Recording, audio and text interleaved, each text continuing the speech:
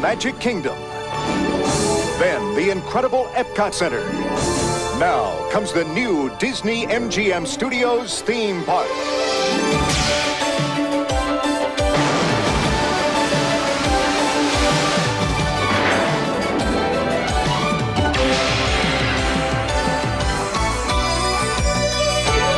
The Disney-MGM Studios theme park at Walt Disney World in Florida. Well, good morning, everybody. Welcome to day 2 of Stage 89, our celebration of 35 years of the Disney-MGM Studios, now Disney's Hollywood Studios. It's an exciting day for my attraction fans out there. We're going to be talking about the Backlot Tour. Yeah. Honey, I Shrunk the Kids playground, which is my personal favorite thing. I'm excited. We all cried when Auntie was removed. That was an emotional day for all of us. Also, of course, the great movie ride. Superstar Television and the Monster Sound Show. Yeah. Muppet Vision 3D. I think there might be a few. There might be a few Muppet fans today. And, of course, the Twilight Zone Tower of Terror. Yeah. Oh, and I almost forgot my favorite part of the park, the restaurants. So, yes. And Indiana Jones, I'm sorry. There's just so much today. I love Indiana Jones. It's great. It's the longest running show in history. You don't need my praise. It's outlasted everything. But I'm not going to waste any more time. We're going to go back to the backlot now. Ryan, take it away. Thank you. How's everybody doing? Day 2. All right, we have an illustrious cast of characters here, all responsible for the biggest attraction at Disney-MGM Studios. 2,000 to 4,000 people an hour could take the Backlot Tour, and when you did, you were committed to 2 hours of excitement and amazement, so hopefully you didn't drink too much before you got on the tram. But how did this whole thing come about? Because I grew up in LA, and Universal Studios obviously had its tram tour through the Backlot, a studio that had been there for, at that point, 50, 60 years. So we had a virgin, territory here, new sound stages. Why did they choose to do a studio tour with a tram? Who wants to talk about that? You. Chris. Yeah.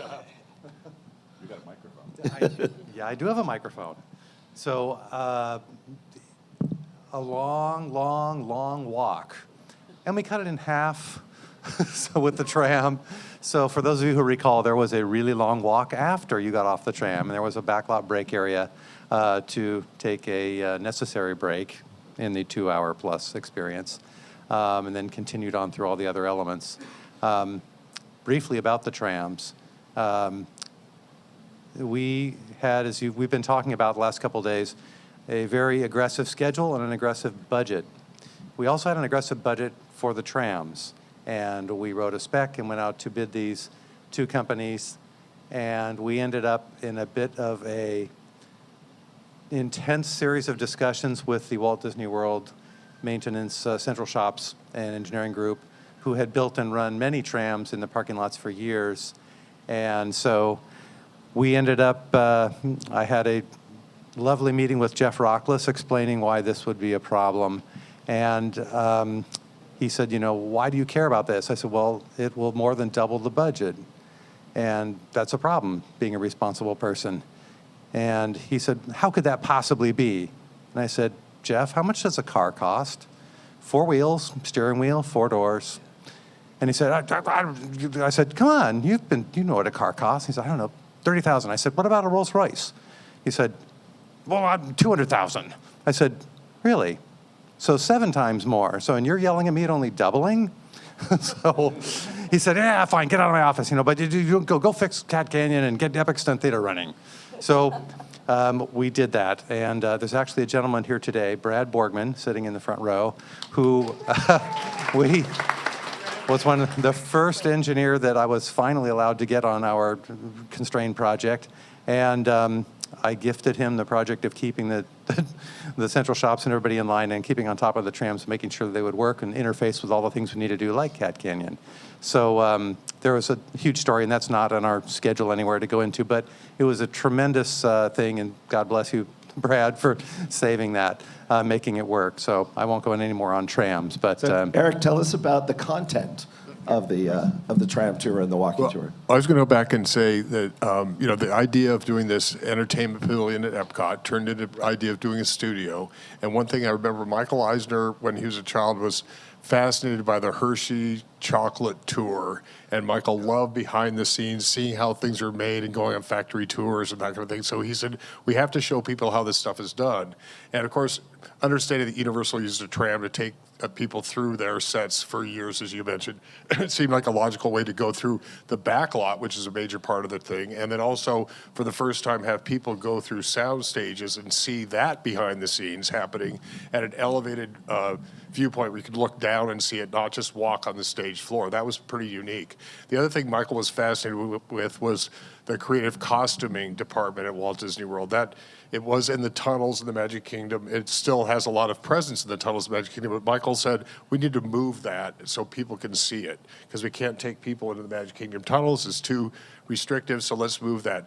That was it's a side note, but that was a huge effort to get that entire industry to move to the Disney-MGM Studios backlot and also reorganize their workrooms and offices so people could see what they were doing. It also put some restrictions on the people that were working there because they were on stage every day, not backstage. So that was. But anyway, the idea of showing people how it worked and figuring out how, and for us as Imagineers, figuring out how to do it in the most efficient way and most exciting way was really the big challenge that we had to start with. Well, and unlike Universal Studios in Hollywood, that was a secondary idea to put a tram through it. You guys designed an experience from nothing. Right. So like you said, you were able to actually drive through sound stages and have a nice view down into what was going on. We actually walked through the sound stages. Oh, right? Yeah, I forgot. Okay. No, but to your point, the backlot, which was built as a working backlot, was also designed to have a tram go through it, so the guests could get great views and the production crews could use it as they needed to. So Right. that was it. Right. So what were the experiences at Universal? We all know we go through, the parting of the Red Sea, and we have the flash flood and all those. What were the experiences on this new tram tour? Richard?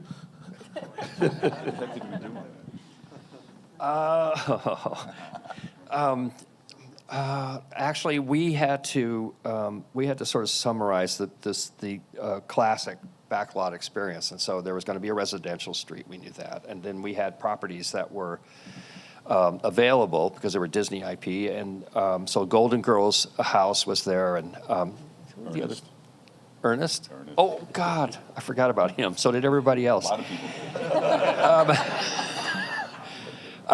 And then in the development of the backlot tour, it was a little based on actual production, and it was a little stayed. And I think Michael became anxious, which he did actually become anxious often. But anyway, Michael became anxious about that we didn't have a thrill attraction on the backstage tour. So that's where Cat Canyon came in, and we were charged with doing that. What was that? 13 months out from. He surprised us. It was a surprise, and. We passed the New York street, and a lot of this is hazy. Boneyard.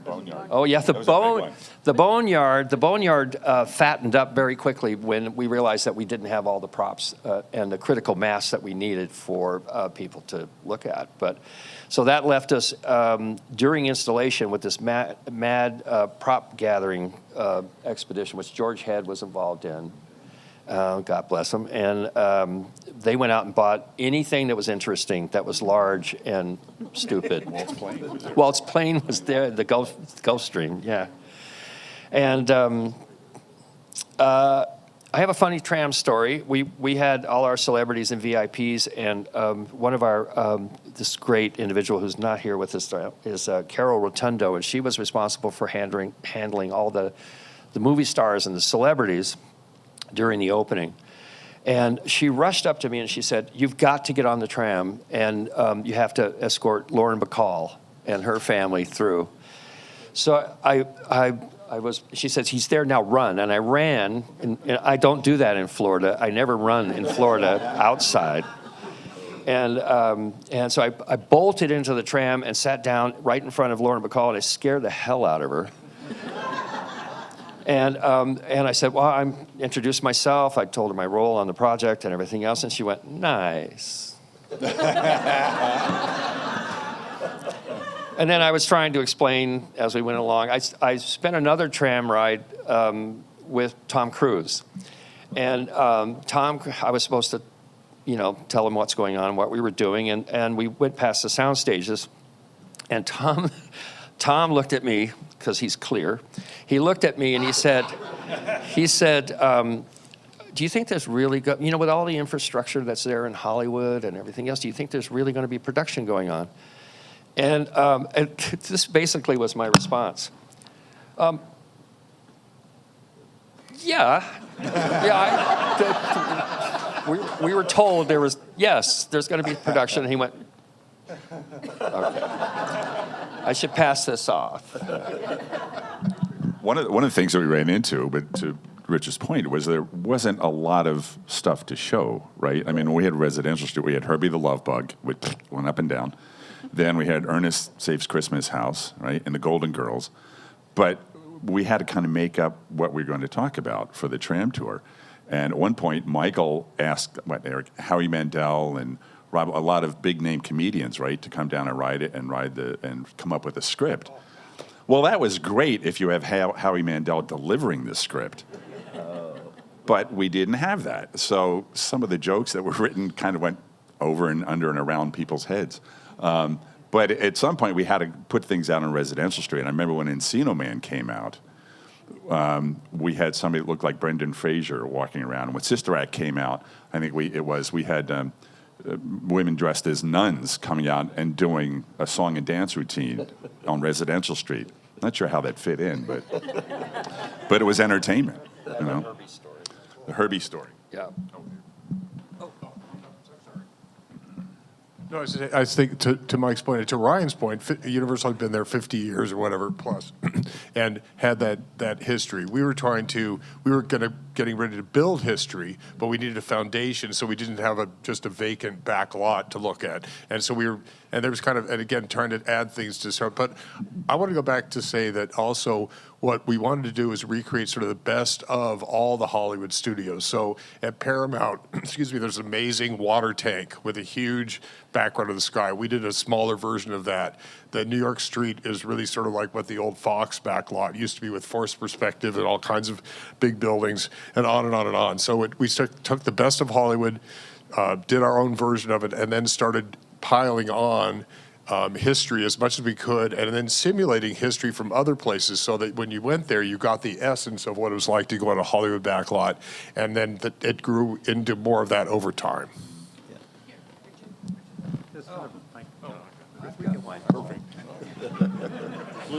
Our side, your side. So we tried to weave in as much Disney intellectual property going back in history as we could, and Herbie the Love Bug came up, and so we were going to have Herbie the Love Bug appear on the Residential Street, and sometime after opening, I was on the tram to witness this. So when we designed Herbie for this project, he was supposed to pop a wheelie and rush forward in the driveway, greet the tram by flapping its doors and blinking its brights, and his windshield wipers, everything that moved on the car that could be interpreted as excited to see us. We tried to make that work.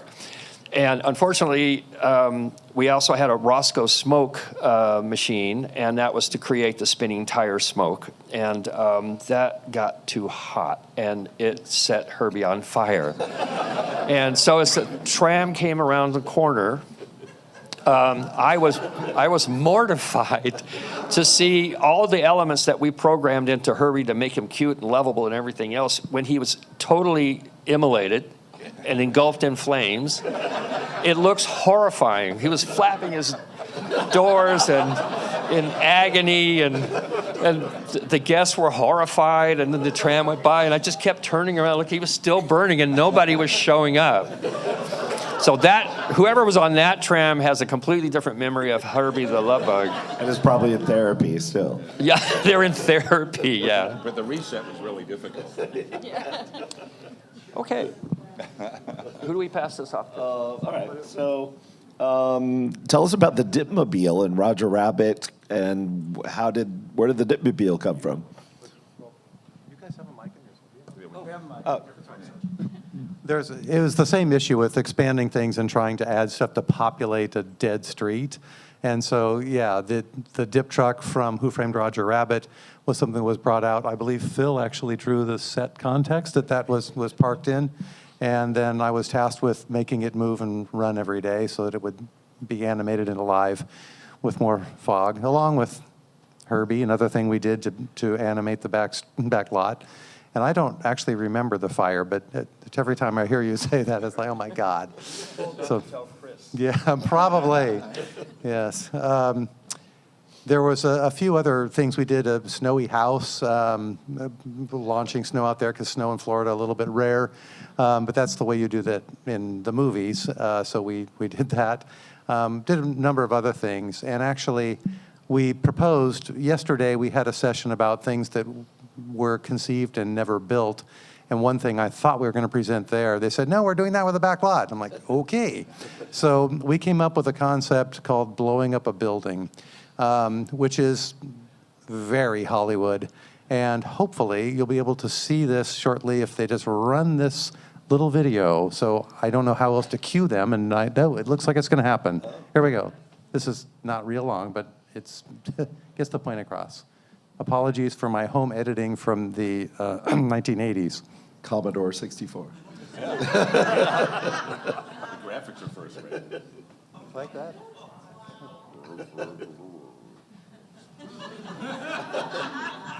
I was frankly amazed that this video even ran. I found it in the basement. Trust me. Yeah, the audio synced nice.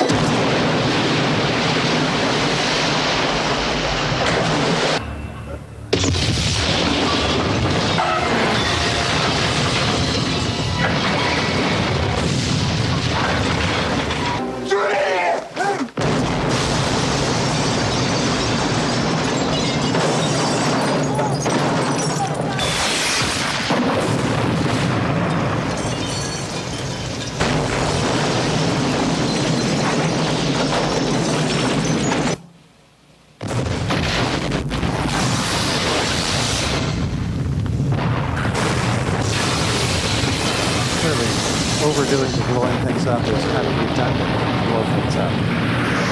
That's right. You get it.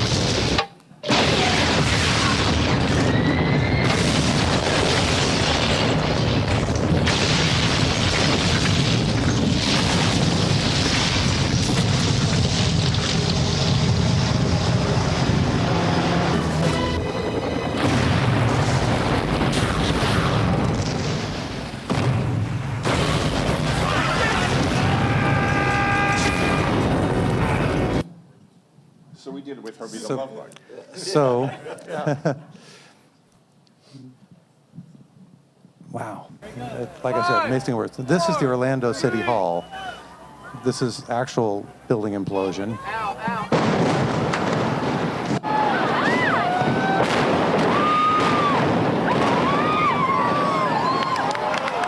don't know if any of you guys remember that, but the point is lots of flash and lots of dust as the whole thing comes down. So we created a concept to basically blow up a building on New York Street. So we set this up and we quickly built a model, which you're about to see here, and a very dramatic explosion and dropping. Massive explosion, no sound effects. And then the whole thing drops into the street. And the whole building is gone. And then resets, and 3.5 minutes later, it does it again. How did that work? Yeah. Why didn't you build that, Chris? Yeah, well, yeah, the operating budget, I think, more than construction budget, but yeah, that was kind of like, okay, that's a great idea. We're not doing Don't do that. this at home. That was already done. So, Lane, tell us about the props. Richard. Oh. Give it a microphone. I will. Let it go. So we're talking about the props in the show set. Yes. So we had the special effects tank in the special effects shop, and in the shop, we spent a lot of time looking for props, smaller props than in the graveyard. So we went to Lucas Ranch. Stop the video. Please stop the video. Went to Lucas Ranch, which was quite the experience. Came home with CP30 and R2D2. Lots of Disney props. The book from the Dead Poets Society. Some really cool stuff. And some matte painting. I can't remember where we got the matte paintings. From the studio. We had, That from the Disney studio. We got some. Yep. Yeah. So that was very cool. That was a lot of fun. Okay. Go ahead. so an interesting thing about that, when a lot of times you go into scenes like that and you see these big areas that are propped out really huge, and you think to yourself, I could do that. You know, it's just a bunch of shit all over the place. Oh, sorry, pardon my English. And I will tell you, I'm kind of one of those, I'm a project coordinator who does a lot of installations, and I work for all of these fine people. And one of the things Richard and Lane did one night, because I also get the pleasure of working second and third shift when we're on a really tight schedule, and they handed me a sketch and said, here, take your crew and put this stuff in tonight. And I was like, oh, okay. I can do that. And so we go in, and I'm with these wonderful Teamsters and this wonderful crew that I have. And again, we're on second, third shift, so we were a little punchy. And we put all this stuff in, and they're going, is this where you want it? I'm thinking, I don't know, right? So I put all this stuff in. I'm very proud of myself. And in the morning, I'm really punchy now. And these guys come in, and so kind. They were so kind to me. And they just look at it and go, oh. You know.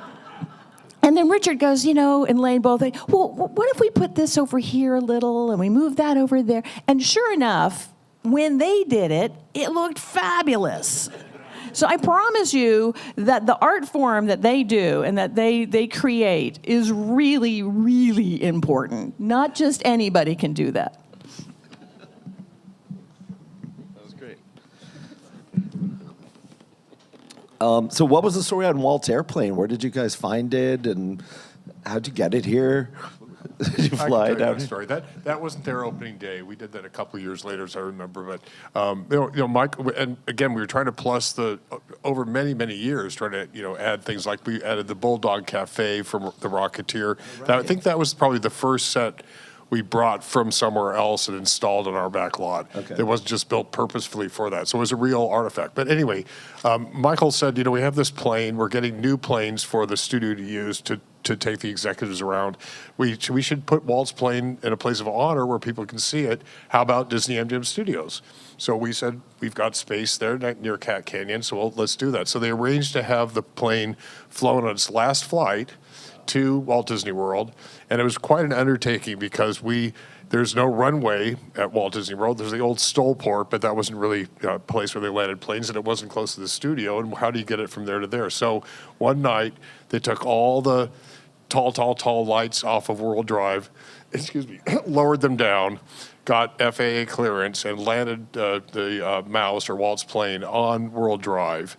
There's a crane wait, and then of course they closed World Drive, all the streets around it, and I think it was like 2 or 3 o'clock in the morning, and then they had a crane waiting. The crane picked the plane up, took it over the berm, and dropped it in, and there it was. Wow.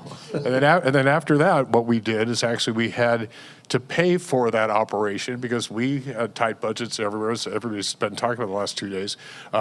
We ended up, the inside of the plane was taken apart and sold to enthusiasts, not Disney enthusiasts, but plane enthusiasts who were restoring similar aircraft. So somebody needed a gauge for this, somebody needed a seat for that. So the inside of it was completely take it apart. And that's really the story. It was a great addition to the plane, or to the tour. I mean, sorry.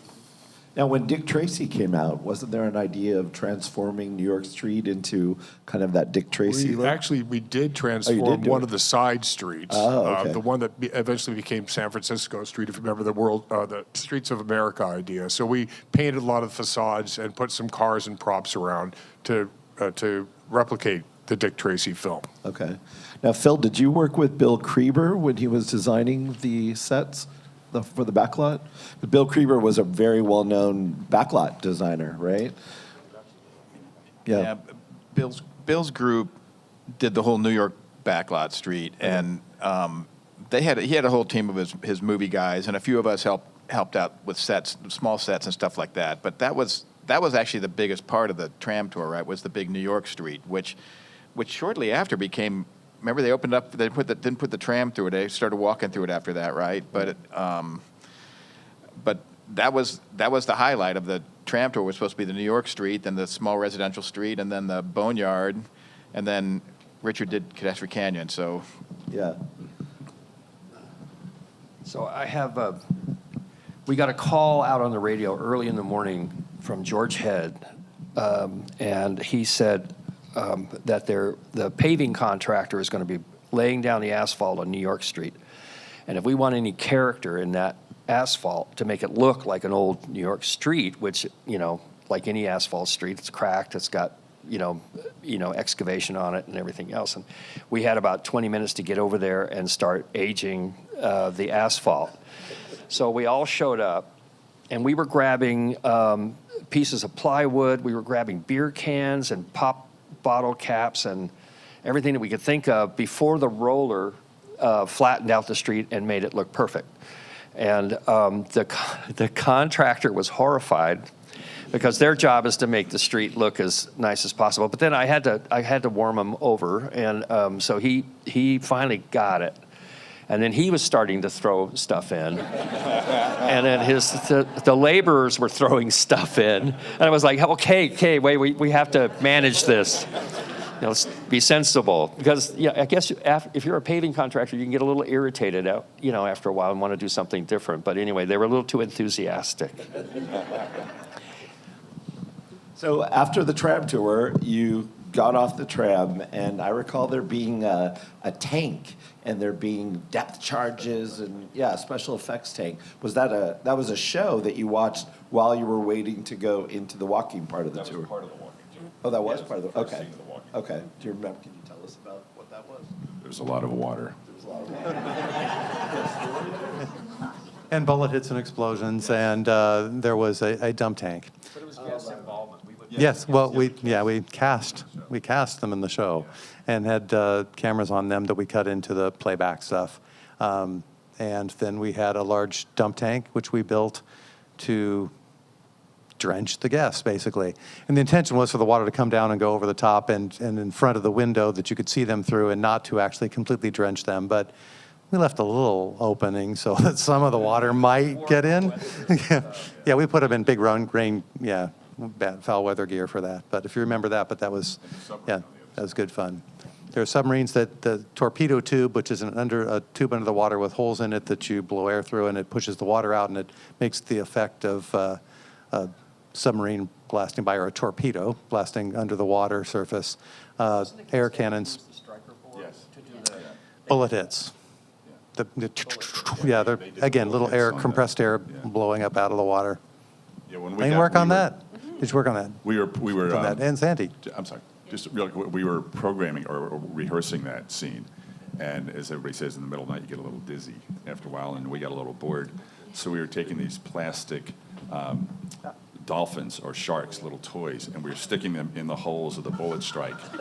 So when somebody did this, he saw these plastic toys fly up in the air. It killed time. So the other thing when you're doing an Here's installation. the dump tank, Go ahead. sorry. No, go If ahead. you don't see this video running now. So there's a guest here, and we had bungee cords holding the little pilot house in the water and rocking, and then just a little bit of water.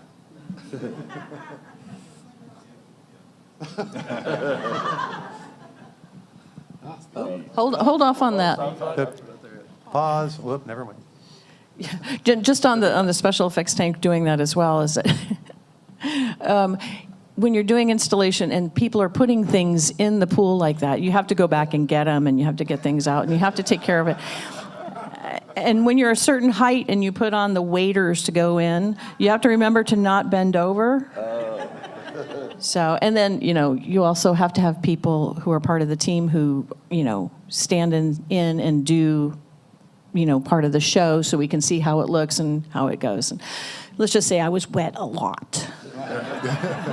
The other thing about that show is it showcased other things besides there was the dump tank part, but it also showcased editing, how things are cut together. There's a miniature ship to show long distance shots, and so it was really showing the process how that kind of a tank is used to do things that you couldn't do in real life in an actual ocean or an actual lake, and how shots are created and the composite is put together to bring the whole scene together. And that's really what the point of that show was, not just getting wet and shooting plastic sharks in the air.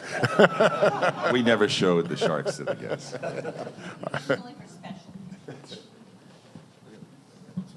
Okay, so then we went inside the building, and what was the first indoor scene? The special effects shop. Was that the one with the Yes, bee? that's the one we talked about with the C3PO. I always get him mixed Oh, up. right. So that was the first one. So tell us what happened. What was the guest experience in there? The guest experience was probably this was the least animated in terms of interactive. It was more an educational focus on the different tools and props and their importance in film and storytelling. And then moving on to the special effects stage with the. Okay. So this is a pulsed walkthrough. There Yes. was a group in each room, and you waited for each one to finish, and then I assume a green light came on, and then you walked forward. Go ahead. Before we go on, I believe that's the place that became the AFI showcase later on, correct? That was. Okay, so we moved, yeah, but anyway, but that was something else we added later on. That was a relationship the studio wanted to foster with the American Film Institute. So we did a tribute to that institute and the awards that they gave out to various actors and actresses and producers and things, and had props and displays. That before we moved on too far, I wanted to mention that instead of going backwards. But that's how the thing evolved over the years. We added and changed things to keep up with the times and also to make it more interesting. And as new properties came along, we wanted to have a place to showcase those too. So go ahead. Sorry, Lane. So the next. Well, I was going to say, hey, Lane, remember, the big part was, this was before we really were trying to explain how movies were made. Remember the big green screen with the bee, and you were Honey, I Shrunk the Kids and stuff, right? And this was all, everything was designed for the magic of movie making. And obviously, once DVDs started coming out, and every DVD had the stories, those stuff became antiquated. But it was a big deal to do the green screens.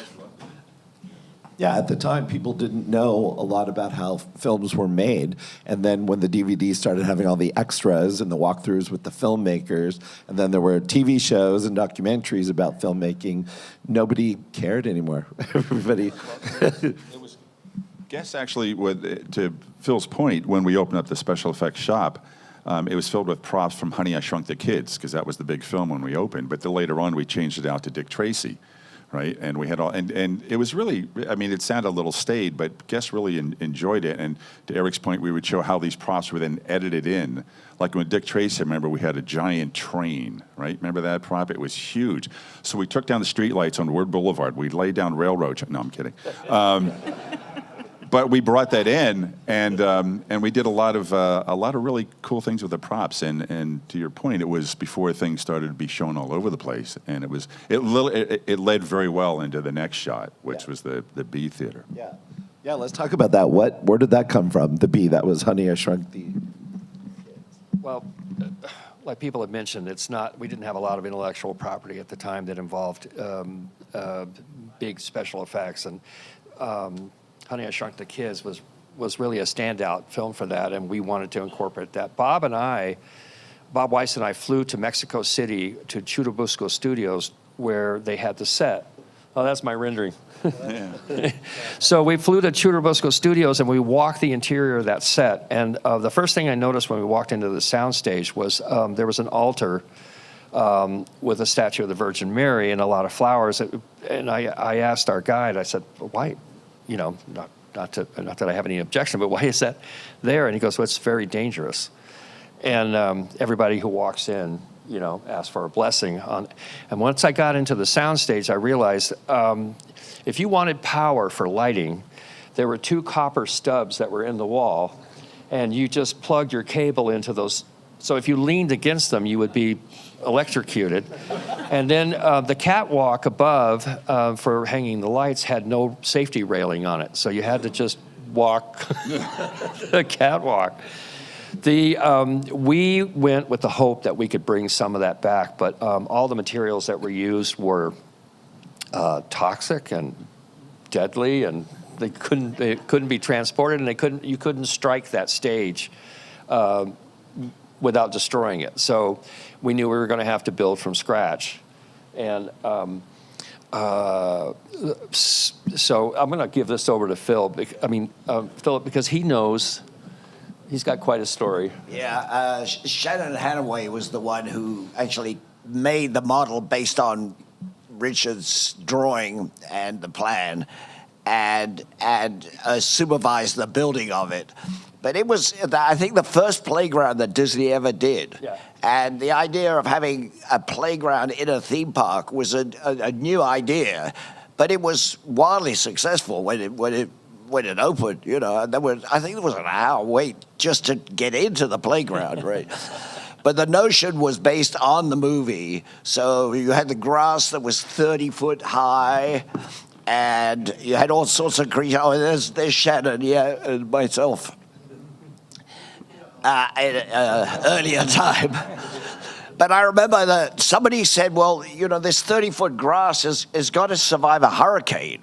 You know, so we took it down to the Caltech wind tunnel, this model of certain pieces of grass, and he tested this aerodynamicist tested the grass and made sure that it would figured out how we needed to make it strong enough. You know, Actually, the structure inside of that was made from light poles, commercially available. So we had commercially available light poles that we bought and then wrapped that and coated it to make it look like grass. They weren't actually light poles. You see in intersections those arms, tapered arms that hold traffic signals and cameras and all of that. We found I left Disney in '89 after finishing the MGM Studios, and I ended up working for one of our vendors, Spectre Effects, and they got the contract to build the giant grass leaves. And so we found a company that had been authorized by the California Department of Transportation that built these tapered light standards that held the traffic signals. And we used that as the armature to create the grass leaves. There were 7 different sizes that we ended up fabricating and then replicated those number of various grass leaves that fit into the model. Yeah, the whole playground was built, though, in a way that was both exciting and safe. You know, so we had that rubber surface. I think that's the first time we used that at Disney. It's sort of ground up rubber that. Yeah. And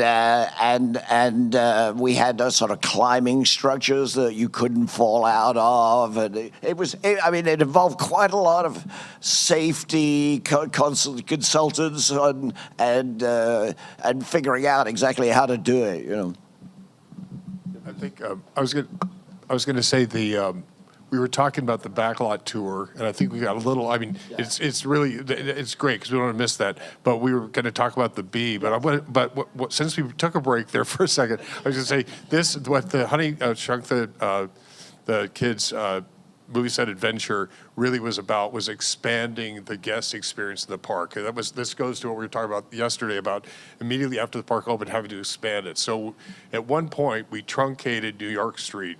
I think Phil mentioned this. So the tram didn't go down New York Street all the way again. Audience went to the tram street on the New York Street. Then we had more people in what we used to call the backlot break area that needed things to do, and we needed things for kids because they were getting bored in the middle of the backstage tour. So we built this playground to help with that. So it really that you can hear in what we're talking about, and actually how we're kind of bouncing all around at how the park was really growing and getting growing pains and trying to figure out how to take care of that all at the same time that we were operating the park. It was really a challenge, but fun and exciting.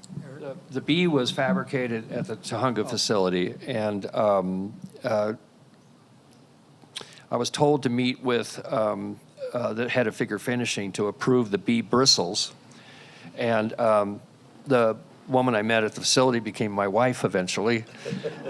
It's like really, she approved the B. She approved the B, yeah. And it's her birthday today, so.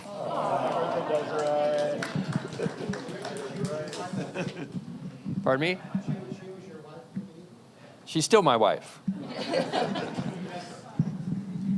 Ryan, one other thing about what Eric was talking about, expanding the experiences.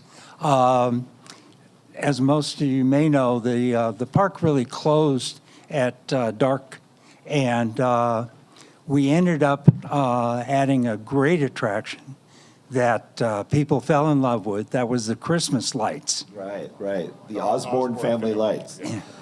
Somebody have that story to tell about how Mr. Osborne got? Does anybody know that story? Well, the story I read is that the Osborne family had their lights, where was it, Wisconsin or something? It was Arkansas, I think. Arkansas. Governor Clinton Yes. was being complained to about this obnoxious family that was ruining the neighborhood by Right, all these right. because causing traffic jams. So, Right. so I believe it was. I'm going to give Bruce Laval credit. I think it's probably with marketing, but approached this family and said, "You can do all the lights you want on a house in Florida. In fact, you can decorate an entire street in Florida and pretend that you're in New York.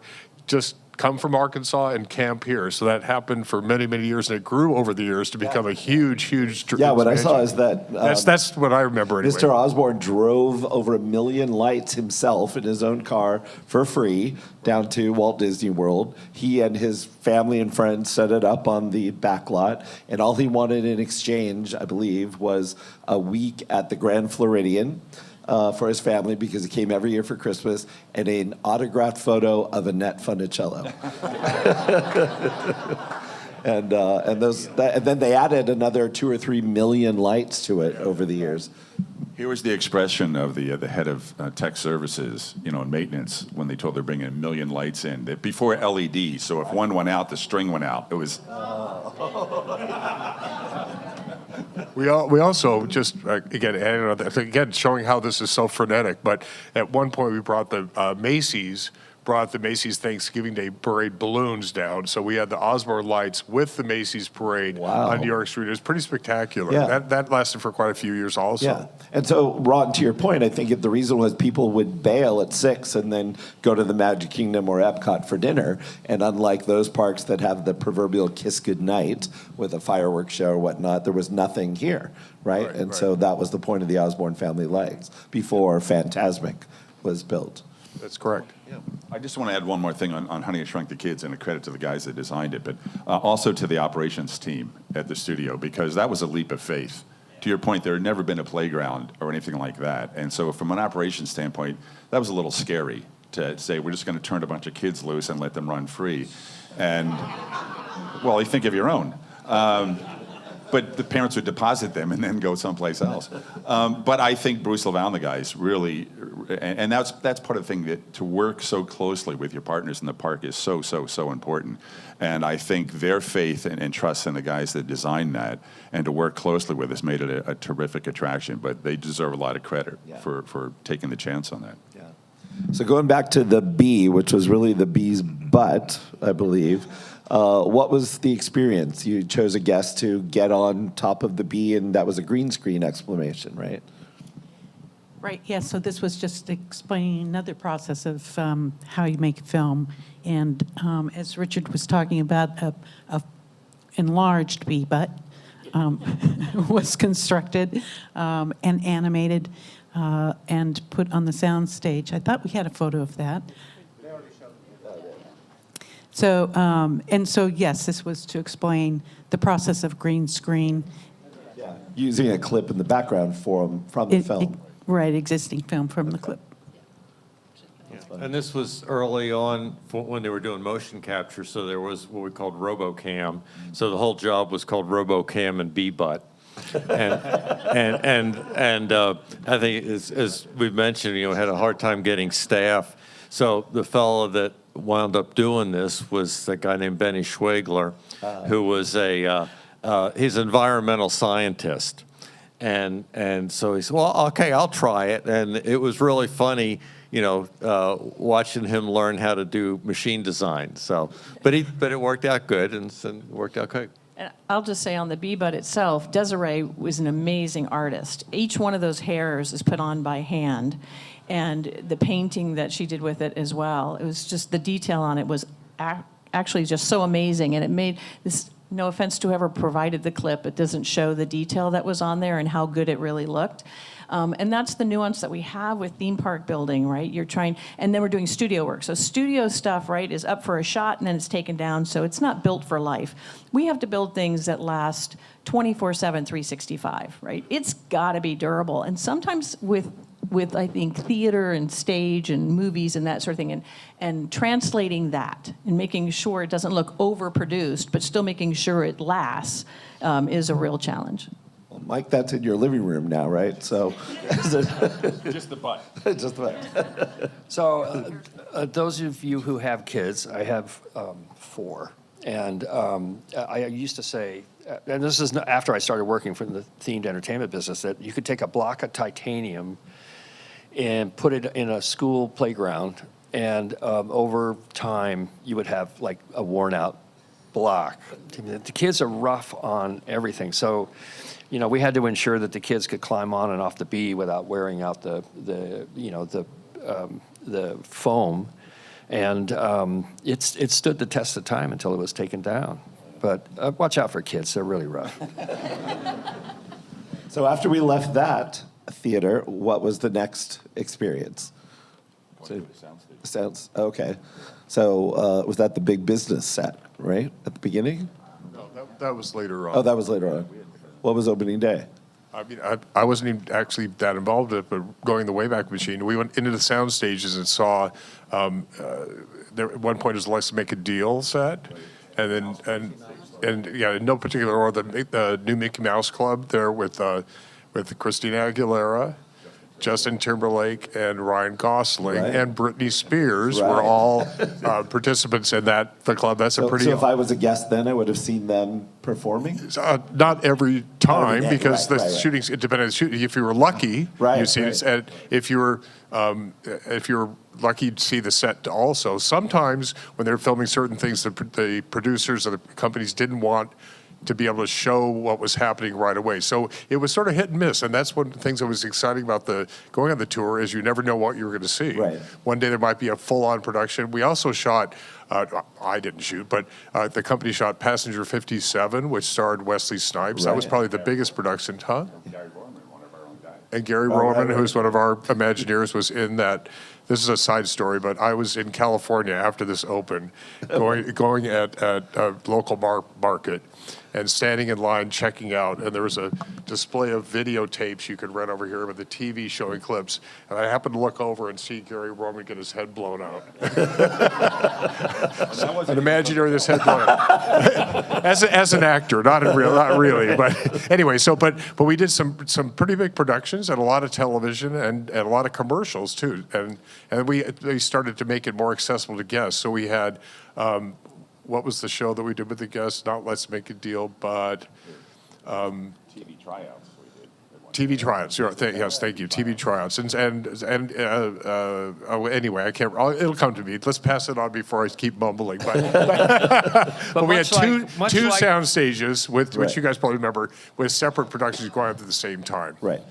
Much like real sound stages, you could walk through and actually not see anything going on. Yeah. So that was realistic. Yeah. Scary. Yeah, scary. But we also had videos that showcased what would happen on sound stages with celebrities like Pee Wee Herman was in. Well, that's actually later on. But Warren Beatty talked about the soundstage experience and in his Dick Tracy outfit. Right. Go ahead, Chris. You. So we kind of glossed over this earlier, but we wanted to spend a little more time because it was a very, very special project. Yes. The Catastrophe Canyon portion on the backstage tour. So sort of as a way to introduce this, I'm going to introduce you to Richard Vaughn some years ago. So we've got a video clip here. There's two of them, but just play the first one.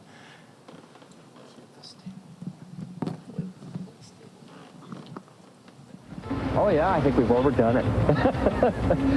Actually, I think one of the things that we've discovered down here is that the overall effect of this, unlike an iron ride, which is like a roller coaster ride, a ride that works on the thrill of speed or gravity, when you're sitting in the tram is rocking, and you hear the earthquake, and you look up at the canyon and you see an 8-foot high wall of water rushing at you. I think that your impulse as an animal is to flee, and when you can't do that, you're in the tram. It causes just a nanosecond of panic, which is what we were hoping for. So yes, that was Richard with black hair and big furry black mustache. Adorable. That was my 1970s porn mustache. Right. It had its own zip code. So you can still see Catastrophe Canyon in Paris. Yes. Correct? You guys built a second one? Yes. Okay. It's still running there. This one is now buried by thousands of stormtroopers. It's actually Bob Weiss sent me a note. I'd sent him a thing when they actually went to demo that, and he said, "Don't worry, it lasted a long time, and it took thousands of stormtroopers coming from a galaxy far, far away to kill it." So it was good. It was an extraordinary project. I'm going to hand Richard back the mic because he's going to get more of this. At any rate, we do have another video, but I don't want to run that just yet because this was an attraction, was a late ad that came in, and it was a very, very fast project when they were trying to expand attractions in the back lot.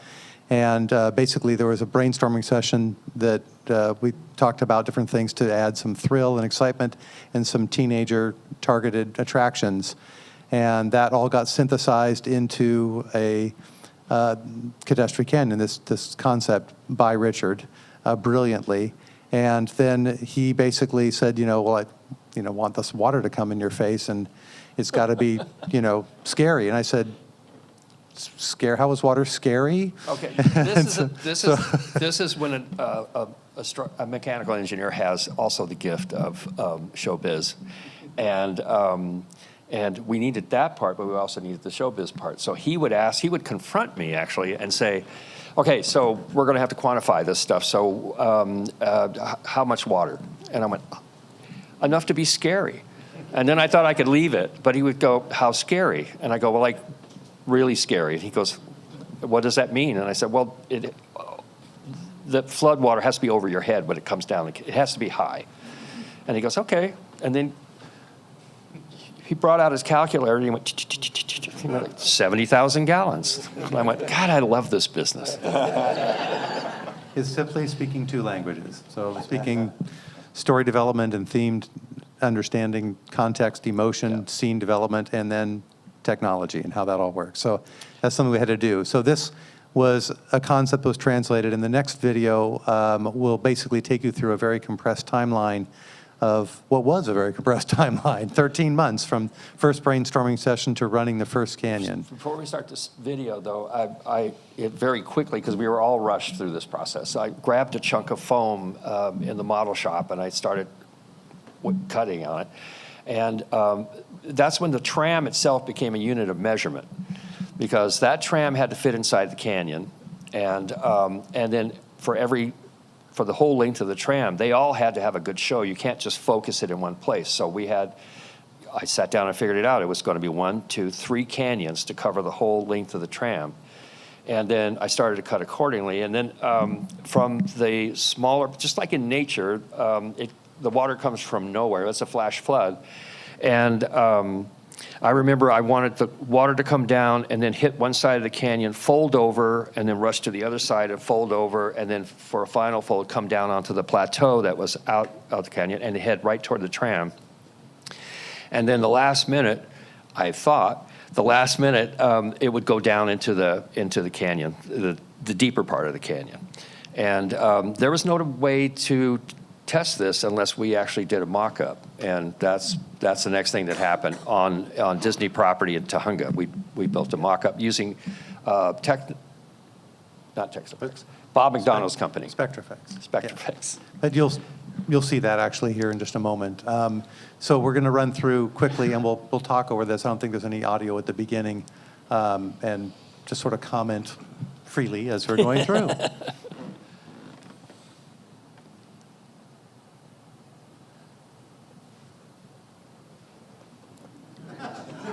See how much better my graphics got? Yeah. And you know me. So there's Richard and John Gauld, and that is the first foam model explaining it and moving hands a lot so that it looks like an interesting shot. There's the concept artwork. And about a month later, we had built a 1/4 scale mock-up out at Tahunga, and we opened a gate and we splashed water down, and we were standing there, that's Bob Weiss on the left, looking at things to say, yeah, this looks great. And 12 months later, we had a bigger scale, full size, at the studio. It is not finished. That's all those metal things are for the platforms you can stand on for paint. This is a simulation of where the tanker truck's eventually going to go. We didn't have it yet. We didn't have a lot of things. So that's the water running down to make sure everything looks like it's doing what it's supposed to do, going where it's supposed to do, and not actually getting to the guests. And to do this, we had to open the gates, but we didn't have them yet. So we built wood and we opened the gates with primacord explosives. So we basically blew the gates literally, which was one of the most fun days we've ever had. And I see Craig Russell over there. Most fun day on studio tour history. Craig Russell was about 1.5 miles away in his office, and he said he felt it through the floor. These are the actual gates. When we did get them, there's 2 butterfly gates, 4 foot square on each canyon, and the pumps run continuously to fill up the tanks. And then we dumped 76,000 gallons of water in 12 seconds. So this is an aerial shot when we first got all 3 canyons running.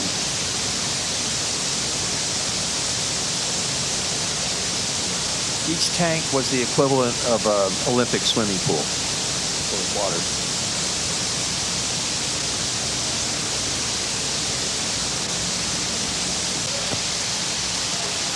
And then to augment this, as part of my discussion with Richard, is that the water's up in the air and scary. So we added air cannons.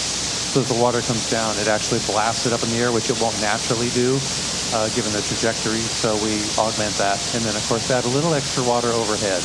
That was like the curtain at the finale. So we brought it down over everything. Jeffrey Katzenberg took a keen interest in the canyon itself, and he actually augmented it. Well, that's the sandbag falling off the side there. I love that. We came up with a wave here and did a very efficient mock-up to determine how much we needed to shake the trams. I put Richard on a little buck and had a guy shake it, and I had taped a Sharpie and run a strip chart recorder so that I could see how much it was moving and when he liked it and when he didn't, and marked it. And that's how we defined what the profile would be for the animation of the tables, and then had to back through the suspension deflections in the tram back to what the platform had to do in order to achieve that. And then had a guy I found from Theatrical Stage in New York called Olaf Soot, who'd done all kinds of different things, and he did the engineering for the hydraulics underneath that rocked the tables. We took trams out into the parking lot and painted lines to make sure they could drive within a certain tolerance of where they could park, so they'd be on the tables. There's a separate table for each of the 6 cars, and rock those. And of course, you can't. It's just a guy driving, so it's not perfect. So we went out there and then measured. I think Brad got to help a lot with that, and see what the variance was. So we ran, I don't know how, we ran a lot. It's like, just do it again, do it again, do it again, with real tram drivers and trams, and see how much the variance is. And then we accommodated that within the parking spot. And there's basically sensors that optical sensors that test to see if you're within the acceptable range, and they pull up and park. And if the driver misses that spot and he's too far off to one side or too far along, then the tables won't rock because it would not be safe. So the engineering on those rocker tables was amazing, and it was probably the most expensive unit that went into the canyon itself. And they were calibrated to do micro movements, quite small, and then large movements. And the interesting thing is when we started doing the minor shaking, we got creative with the programming, but the tram itself has a great suspension system. So a lot of those tiny movements were completely lost. We had to go with the big, rocking people back and forth. Talk a little about how you secure the wheelchair guests in that, because Oh, we just threw them overboard. duct tape. No, but that was a big thing. Yeah, it took time. That was the problem. Yeah. And that's, again, for all of our attractions, to accommodate people with special needs, we have to deal with different things. So with every tram, there's a certain percentage of people that we want to be able to accommodate to handle the demand. So they have to be able to bring the wheelchair in and then secure that down. There's actually commercially available systems that regular buses have. So we use tried and true technology, but they come in and then it straps the wheels down so that they won't move, because we're intentionally going to be shaking the hell out of the tram. Say buses don't do that on. So Correct. On a final note, since we're going to be running out of time here pretty soon, we rode the tram, obviously, with the studio brass, and Jeffrey Katzenberg, Michael Eisner. They were blown away. Jeffrey had contributed a lot to this by adding, he just kept saying, it's got to be louder, it's got to be louder. And every time he saw me during those days, he went, boom! And then when we were taking the brass through and running the show, I noticed I was horrified to see a little girl in the tram ahead of me. I'm not going to use that analogy. She got terrified and started to climb over the back of like Jackie Kennedy, over the back of the tram, and she was screaming and she was terrified, and her mother was pulling on her feet to try to keep her from escaping. And I heard this maniacal laughter behind me, and I turn around and I look, and Jeffrey Katzenberg is with his crooked fingers going, ha, ha, ha. And he looks at me and goes, it's a hit. And I ran into him at the Universal Studios a lot when I was working at Universal years later, and every time he saw me, he went, boom. Ba-dum-bum. Ba-bum. Right. It's like John Landis stories. Do you have one more story? It's okay. Okay. So we're running out of time. The one thing I did want to mention, though, that wasn't, well, the Backlot tour ended, as we saw yesterday, going into the preview theater, which I believe you intended to be a dailies theater, but it didn't really work out to show dailies. There weren't things shooting every day and, whatnot. So they ended up showing previews of coming attractions for new Disney films with the Michael and Mickey film that we got to revisit yesterday. And then, if you wanted to, we had the separate animation building experience, which we're not really talking about this weekend, but another amazing opportunity to see real animators who relocated, I believe, to Orlando. And does anyone remember the films that were made? There was at least one or two Disney. Oh, okay. Mulan. Okay. Mulan was the big one. Wow. Yeah, but the problem is this was an era when everything was transitioning from the big old animation desks and hand painting cells to digital. Do you want to talk to that for a second? Yes, you hit the nail on the head. The idea of doing cells and then taking the cells into the computer was being replaced by the computer doing the whole thing. And so, the sketching was very important still, but the idea of the painting, so that morphed into people painting commemorative cells of the Disney characters for merchandise. But you still you still got to see. Music background's okay, but you still got to see the art of how that was done. Right. And it just now the computer aided us in doing it much faster. But the idea was to get the same quality on the screen that you got from the original ways, just as the art was different. Right. One thing was the animators were in public view.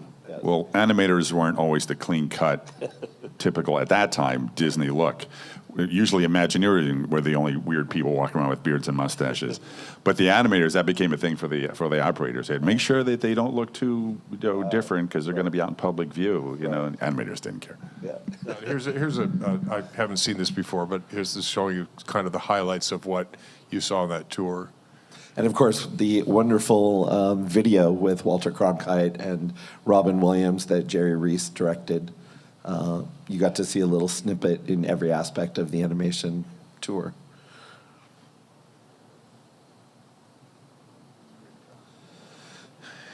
And I believe that we're running about 5 minutes late, but does anybody have any questions? We keep forgetting to do a little Q&A. Anybody have questions for our panel here today about the Backlot tour? Nobody. Oh, on the right?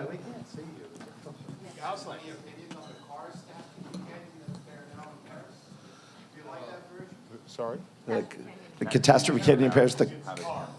Oh, it's Cars. Oh. Yeah, they renamed it the Cars. It's like this. It's like the same Catastrophe Canyon we had here, only like the oil tanker has like a face now, and it's like this. Oh. I'm not familiar with that. Yeah, I don't think we know much about that. Sorry. I'm not familiar with that. Sorry. Yeah. Anybody else? Go ahead. Where did all the props, besides Mike's living room, where are all the props? Check eBay tomorrow. Well, I would say I'm not sure where all the props went. Some went back to the Disney Studios in California. Some went probably to auction houses.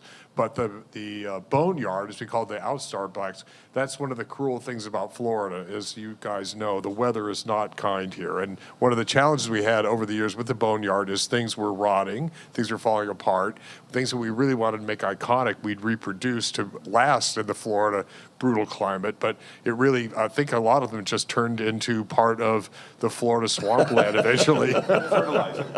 Fertilizer, exactly. Anybody else? No. All right, well, thank you, and let's have a hand for our panel. Backlot Tour.